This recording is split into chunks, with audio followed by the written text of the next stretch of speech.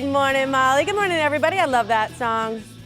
Yeah, I do too. Good morning, Tiff. It's Peppy for this Friday, which I absolutely love. How are you doing? I'm doing well, and I want to talk about happiness today and your little happiness journaling project. Yeah, so I reached out to a number of people all via text because I wanted to start a new project, thinking it'd be real simple, kind of quick, asking people just, are you a glass half full or a half empty person? What's your happiness or positivity rating or optimism on a scale of 1 to 10, 10 being highest, and then something in your life that helps contribute to your happiness, your sense of optimism or positivity. And every single person responded except for one, I think. That's me. I haven't responded And yet.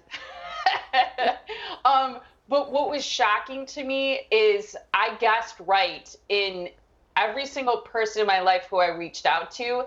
They all responded glass half full. In fact, some people are like, in fact, I think I'm 3/4.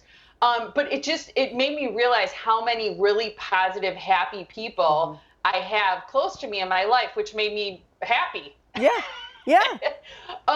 But there were two things that I heard many, many times in terms of the something in your life that contributes or makes you happy.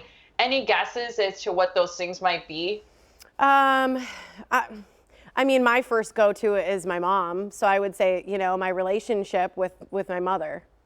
Yeah, most people said their kids, but it was always like a very close relative. If it wasn't kids, it was my sister. I heard a number of times, probably a mom. And the other thing was faith, which I thought I mentioned that to Kat when I had a conversation with her. That wasn't really surprising because some of the people I reached out to have recently lost people in their lives to death, or they've had broken relationships, yet they're still positive. So the faith part was big. But the other thing that was interesting is a lot of people identified a routine, like a morning routine or an exercise routine or journaling, which you help inspire me. So having some kind of routine, regardless of the time of day, but that's something that really makes people happy. That's interesting. Well, yeah, because you have something you can count on, right? It's Right. there for you no matter what. Your routine doesn't change if you don't want it to. And I think we are creatures of habit by nature.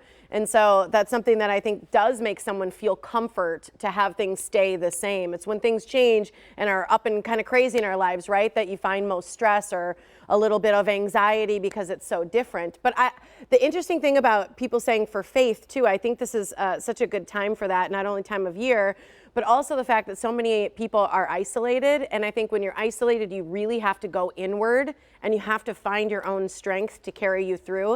And I think so many people are finding that resilience right now inside of themselves.